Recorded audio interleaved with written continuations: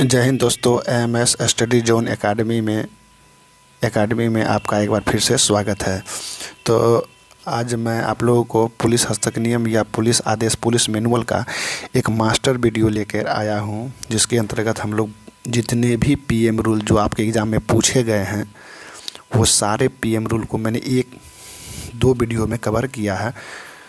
तो इनसे एक भी प्रश्न आपके मुझे नहीं लगता है कि पुलिस मैनुअल से बाहर जाएगा। तो आप लोग का इसका जो मैं नोट्स होगा वो आप लोग को मैं टेलीग्राम में उपलब्ध करा दूंगा। मेरा टेलीग्राम लिंक भी यही है, एएमएस स्टडी जोन एकेडमी, यही नाम से मैंने टेलीग्राम बनाया है। तो प्लीज़ जाकर वहाँ पर जुड़ जाइए और प्लीज़ चैनल को लाइक शेयर सब्सक्राइब ज़रूर करिए। ये मास्टर वीडियो रिवीजन के उद्देश्य से बनाया गया है और इसका पीडीएफ भी मैं आप लोगों को टेलीग्राम में उपलब्ध करवा दूंगा। तो प्लीज़ चैनल को लाइक शेयर सब्सक्राइब जरूर करें। तो ये जो पुलिस मैनुअल है 1978 बिहार पुलिस हस्तक नियम से है।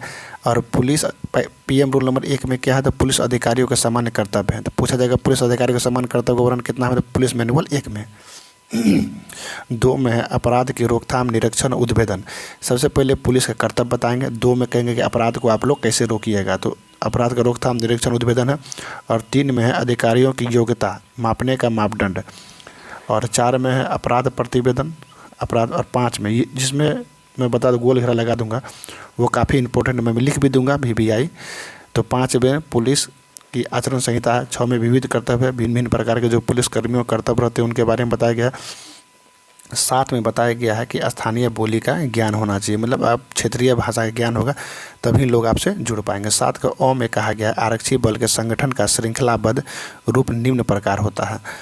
तो ये आप लोग क्षेत्र टोटल 12 हैं, जैसे केंद्रीय क्षेत्र पटना हो गया, गया हो गया, दरभंगा, मुजफ्फरपुर, पूर्णिया, मुंगेर, भागलपुर, डेहरी, बेगूसराय, सहरसा, छपरा, चंपारण, ये सब क्या है, तो क्षेत्रीय आरक्षी बल के संगठन के एक विस्तृत रूप है।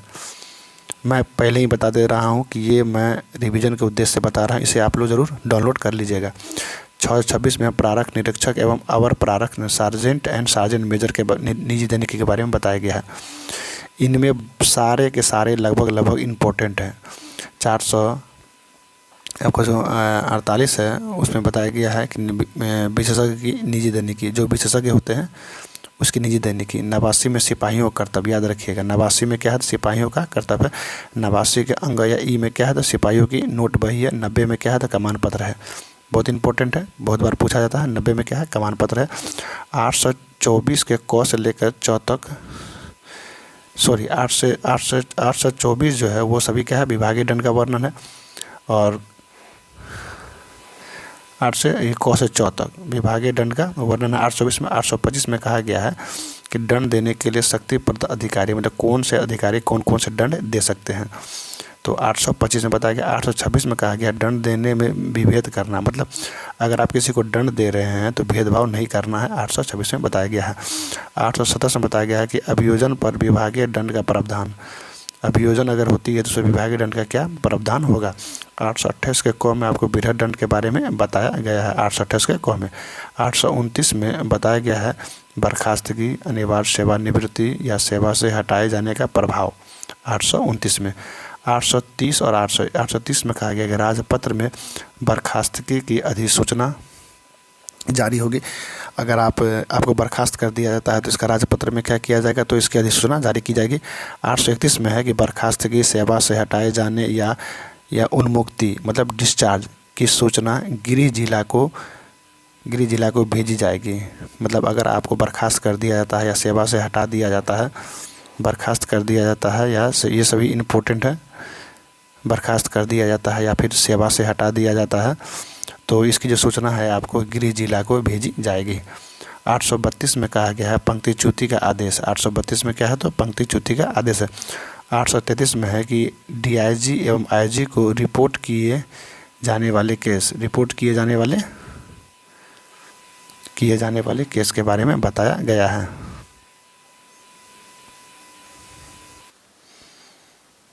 अगला है 73 के क में कहा गया है कि आरक्षी थाना की परिभाषा, मतलब थाना की परिभाषा कहाँ दी गई है, तो पीएम रूल 73 के क में, 73 के ग में कहा गया कि सीमाओं में परिवर्तन कर सकते हैं आप। थाना के क्षेत्र के सीमाओं में परिवर्तन करने का अधिकार हमेशा याद रखिएगा राज्य सरकार को होता है, राज्य सरकार को होता है 73 ग में।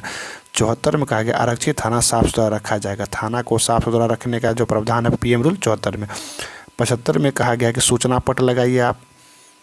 सूचना पट जब थाना के बाहर जो लगाते हैं, थाना का नाम वगैरह, फ़ोन नंबर वगैरह सब लिखा रहता है, वही सूचना पट होता है। फिर 76 में है तो तख्तियाँ। PM रूल 76 में कुल कितने प्रकार की तख्तियाँ हैं? तो 16 प्रकार की तख्तियाँ हैं। ये 16 तख्तियाँ आप लोग याद रखिएगा, इनसे ज़रूर डिस्क्रिप्टिव प्रश्न आपके एग्जाम में पूछे जाएंगे। 77 में संतरी के बारे में बताया गया है। 77 में संतरी के बारे में बताया गया। 78 में कहा गया माल खाना एवं हाजत की चाबियां किसके पास रहेगी।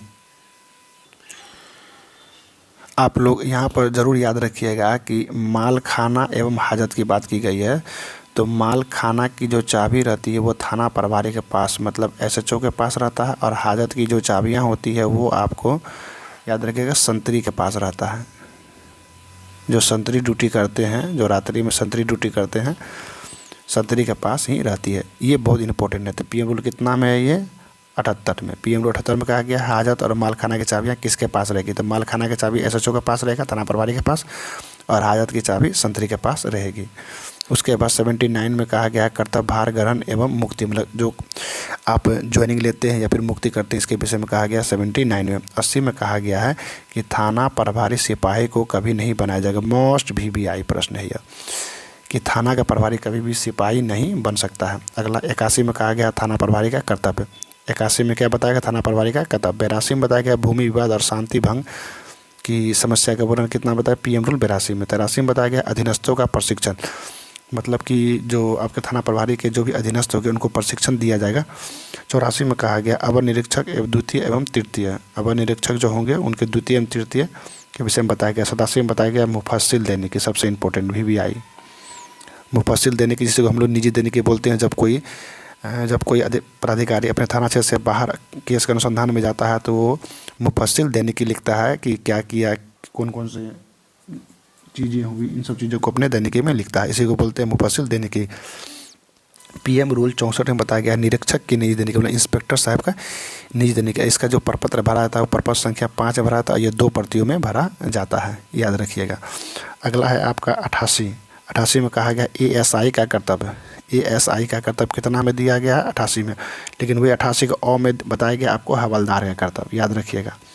88 का अ में हवलदार का कर्तव्य और 88 में आपको ASI का कर्तव्य।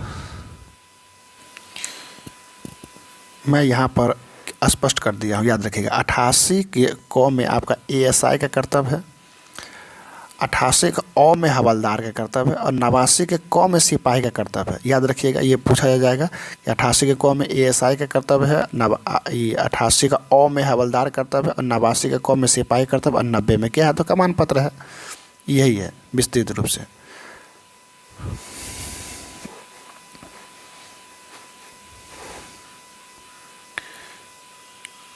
एक बार फिर से बता देता हूँ, 89 का क में क्या है? तो सिपाही कर्तव्य है। 89 का अंग या ई में सिपाही के नोट बही है। 90 में कमान पत्र है। 824 में विभागीय दंड का विवरण है जो क से च तक है। 825 में कहा गया दंड देने के लिए जो शक्ति प्रदत्त पदाधिकारी हैं उसके बारे में कहा गया है कि कौन कौन से पदाधिकारी कौन कौन दंड दे सकते हैं। 826 में कहा दंड देने में विभेद करना आवश्यक है। 827 में कहा गया है कि अभियोजक पर विभागीय दंड का प्रावधान क्या रहेगा। 828 में कहा गया विधेयक दंड के बारे 828 के क में विधेयक दंड के बारे में बताया गया। 829 में कहा गया बर्खास्त की अनिवार्य सेवानिवृत्ति या सेवा से हटाए जाने का प्रभाव कहाँ से कब तक रहेगा। 830 में कहा गया राजपत्र में बर्खास्तगी की अधिसूचना जारी की जाएगी।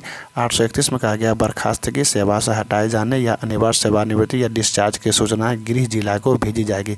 अगर आपको डिस्चार्ज कर दिया जाता है, सेवा से हटा दिया जाता है, तो आपकी जो ये सूचना होगी वो आपकी जो जिला है उसमें भेजी जाएगी। ताकि इसलिए भेजी जाती है ताकि आप कोई दूसरा नौकरी में आपका जब दूसरे नौकरी के लिए आप आवेदन नहीं कर सके, क्योंकि वेरिफिकेशन थाना से ही होगा, इसीलिए भेजा जाता है। 832 में कहा गया पंक्तिच्युति का आदेश। 833 में कहा गया DIG IG को रिपोर्ट भेजे जाने वाला केस। बहुत सारे ऐसे केस होते हैं जिसमें IG DIG की रिपोर्ट भेजा जाता है, उस केस का वर्णन कितना है 833 में। 834 में है कलंक देना। एक कलंक का 3 वर्ष तक प्रमोशन पर प्रभाव रहता है। और 835 में है कलंक का प्रभाव। 837 में है कलंक संबंधी सामान्य नियम। 838 में है आपका लघु दंड। लघु दंड वही दलेल, फटीटूटी, निंदन में ना चेतावनी। 839 में वही आपका क्या है, दलील है, जो दंड कब आया था। 840 में क्या है, निलंबन है, सस्पेंड है। 841 में निलंबन की अवधि में भत्ता। 842 में है निलंबन आरक्षी अधिकारी अनुशासन के अधीन रहेगा। आरक्षी अधिकारी के अनुशासन के अधीन रहेगा निलंबित होने के बाद। 843 में कहा गया बिना अनुमति के अपने कार्य में अनुपस्थित रहना। मान लीजिए बिना अनुमति के आप अपने कार्य से अनुपस्थित रहते हैं तो इसके लिए भी दंड का प्रावधान किया गया है। मतलब छुट्टी गए हैं, छुट्टी से वापस लौट ही नहीं रहे हैं तो उसी में सेवा समाप्ति का भी आदेश आ जाता है। 845 5 साल तक अगर आप मान लीजिए छुट्टी गए, आप 5 साल तक विभाग में नहीं आए तो क्या कर दिया जाएगा, आपको सेवा से मुक्त कर दिया जाएगा। 845 में क्या है, कारावास का परिणाम। 846 में है जुर्माने का परिणाम। 847 में है ऐसे केसों में आरोप का स्वरूप। 848 में है उन्मुक्ति की स्थिति में कार्यवाही। 850 में है आपका दंड बही। याद रखिएगा BBI है, यह पूछा जाता है। दंड बही का वन कितना है तो 850 में। 851 में कहा गया अपील वृहद दंड से किया जा सकता है। अपील वृहद दंड में जो करने का जो अपील है वो 851 में है। 852 में है, 852 का कॉम है अपील की प्रक्रिया। 851 में है कि आपको वृहद दंड के विरुद्ध अपील करना है। 852 में है कि अपील किस प्रकार से करेंगे। और 853 में अभियावेदन और पुनरीक्षण। अभियावेदन मैंने पहले ही बता दिया था कि अभियावेदन क्या होता है। 853 कॉम है पुलिस महानिरीक्षक किसी की संचिका को मंगवा सकता है। तो अगले वीडियो में हम लोग ये बहुत सारे जो हैं इनके देखेंगे। ये सारे जो मोस्ट इम्पोर्टेंट प्रश्न हैं इन सबको हम लोग देखेंगे और उम्मीद रखिए कि इनसे बाहर प्रश्न आपके एग्ज़ाम में नहीं जाएंगे पुलिस मैनुअल के। और इसका PDF जो है मैं जैसे ही ये टॉपिक ख़त्म होता है या एक एक करके मैं आज से ही अपलोड कर दूंगा। तो प्लीज़ चैनल को लाइक शेयर सब्सक्राइब जरूर करें। जय हिंद, जय भारत।